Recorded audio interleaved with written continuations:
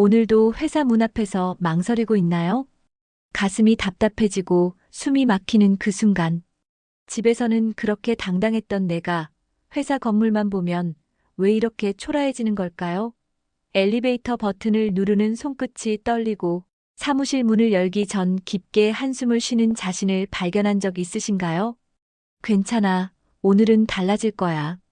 매일 아침 거울 앞에서 다짐하지만 막상 동료들 사이에 앉으면 목소리는 작아지고 어깨는 움츠러들고 마치 투명 인간이 된 것처럼 존재감이 사라져버립니다.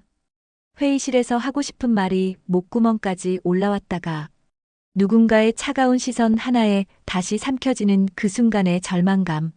점심시간 동료들의 웃음소리가 들려오지만 그 안에 내 목소리는 없습니다. 커피 한 잔을 마시며 스마트폰만 들여다보는 나. 혼자 있는 게 편하다고 스스로를 속이지만 사실은 어떻게 끼어들어야 할지 모르겠는 거죠. 이런 나 자신이 한심해서 또 화가 나서 퇴근길 지하철에서 혼자 한숨만 쉬어본 적 정말 한 번도 없으신가요? 만약 지금 이 이야기가 내 이야기처럼 들린다면 오늘 이 시간이 당신에게는 전환점이 될 겁니다.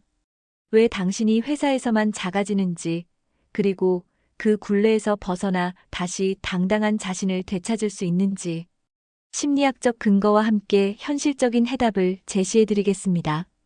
당신이 작아지는 진짜 이유.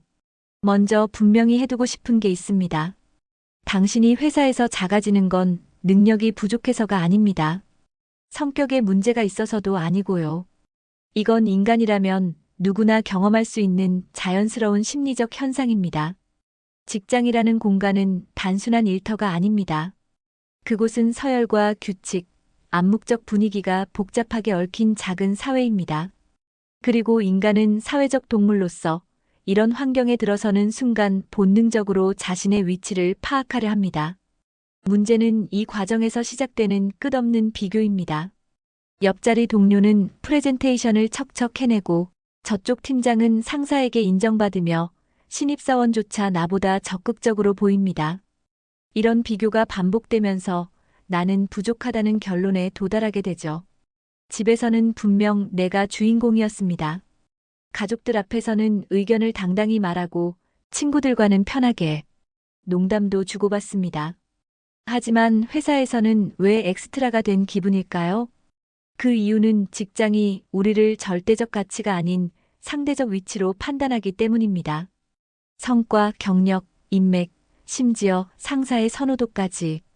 이 모든 요소들이 복합적으로 작용해 당신의 직장 내 서열을 결정합니다.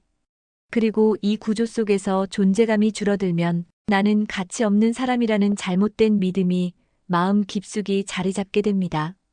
더욱 문제가 되는 건 이런 상황이 반복되면서 학습된 무력감이 생긴다는 점입니다.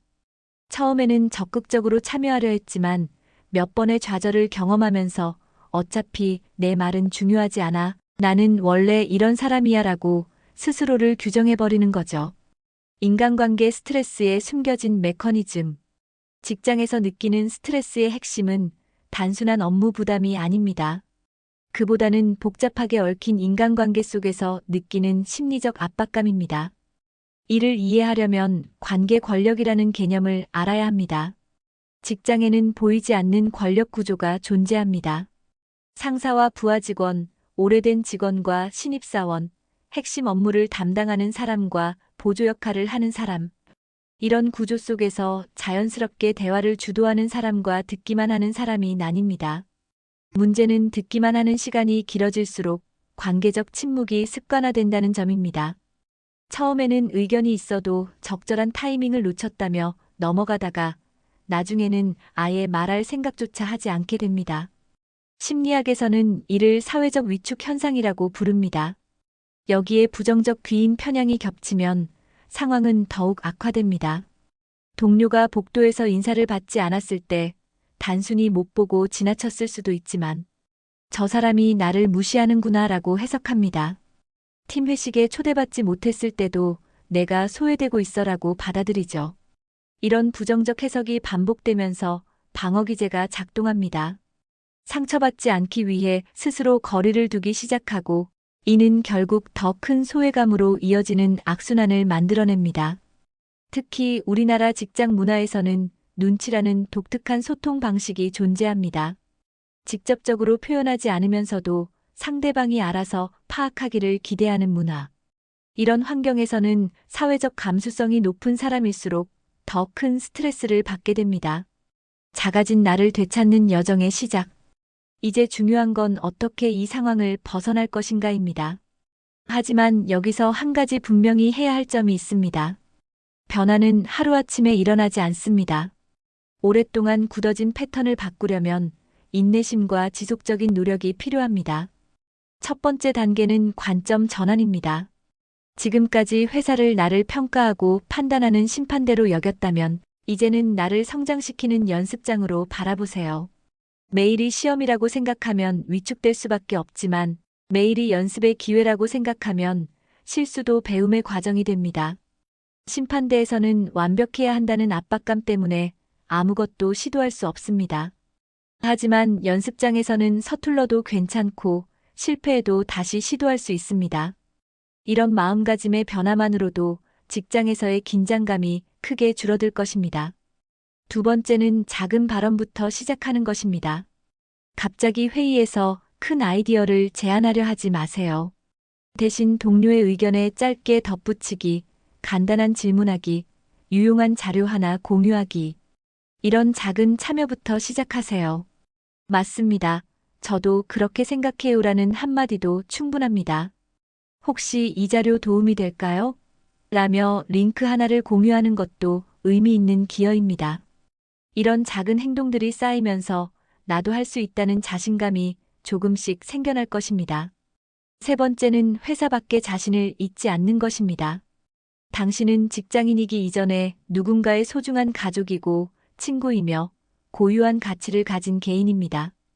회사에서의 평가가 당신의 전부를 결정하지 않습니다. 퇴근 후에는 의식적으로 당신을 인정하고 사랑하는 사람들과 시간을 보내세요. 그들의 시선 속에서 나는 회사 평가보다 훨씬 큰 존재임을 상기시켜야 합니다. 이런 균형 감각이 직장에서의 작은 좌절에 흔들리지 않는 내면의 힘을 만들어줍니다. 일상 속에서 실천할 수 있는 자존감 보호 전략. 자존감을 지키고 키우는 것은 거창한 일이 아닙니다. 일상 속 작은 습관들이 쌓여서 큰 변화를 만들어냅니다. 여기서는 실제로 적용할 수 있는 구체적인 방법들을 알려드리겠습니다. 가장 먼저 바꿔야 할 것은 자기 자신과 나누는 대화입니다. 우리는 하루 종일 마음속으로 수많은 대화를 나눕니다. 그런데 이 내적 대화의 대부분이 부정적입니다. 나는 왜 이렇게 못할까? 또 실수했네. 다른 사람들은 다 잘하는데. 이런 말들이 반복되면 자존감은 바닥으로 추락합니다. 이제부터는 의식적으로 긍정적인 자기 대화를 연습해 보세요. 나는 왜 이래 대신 오늘은 이것을 해냈어. 완벽하지 않지만 노력했어. 내일은 더 나아질 거야 라고 말해보세요. 처음에는 어색하고 억지스럽게 느껴질 수 있지만 반복하다 보면 자연스러워집니다. 두 번째로 중요한 것은 비교의 기준을 바꾸는 것입니다. 지금까지는 다른 사람과 나를 비교했다면 이제는 어제의 나와 오늘의 나를 비교해 보세요. 동료가 프레젠테이션을 잘한다고 해서 내가 못하는 것은 아닙니다.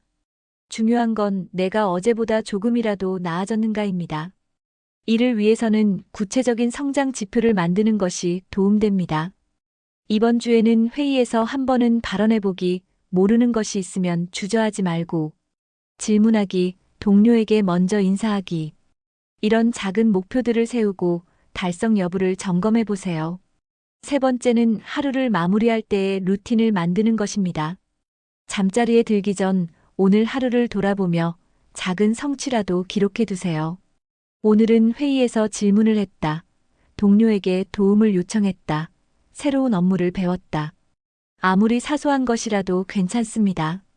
이런 기록을 며칠만 계속해봐도 놀라운 사실을 발견하게 될 것입니다. 내가 생각보다 많은 것을 해내고 있었다는 점, 그리고 매일 조금씩이나마 성장하고 있다는 점을 깨닫게 됩니다. 대인관계에서의 실용적 소통 전략. 직장에서 자신감을 회복하려면 소통 방식도 바꿔야 합니다. 많은 사람들이 완벽한 말을 하려다가 아예 입을 다물어버리는 실수를 합니다. 하지만 소통에서 가장 중요한 건 완벽함이 아니라 진정성입니다. 먼저 경청의 힘을 활용해 보세요. 말을 잘하는 것도 중요하지만 상대방의 말을 잘 들어주는 것은 더욱 강력한 소통 도구입니다. 동료가 이야기할 때 진심으로 집중해서 들어보세요. 그리고 그들의 말에 적절히 반응해 주세요. 아, 그런 방법이 있었군요. 그 부분은 생각해 보지 못했는데요. 이런 반응만으로도 상대방은 당신을 의미 있는 대화 상대로 인식하게 됩니다. 질문하는 기술도 익혀보세요. 좋은 질문은 대화를 풍성하게 만들고 당신의 관심과 이해도를 보여줍니다. 이 부분을 어떻게 처리하셨어요? 혹시 다른 방법도 고려해 보셨나요? 이런 상황에서는 보통 어떻게 하시나요? 이런 질문들은 상대방에게 존중받는다는 느낌을 주면서도 당신이 적극적으로 참여하고 있음을 보여줍니다. 또한 감사의 표현을 자주 해보세요.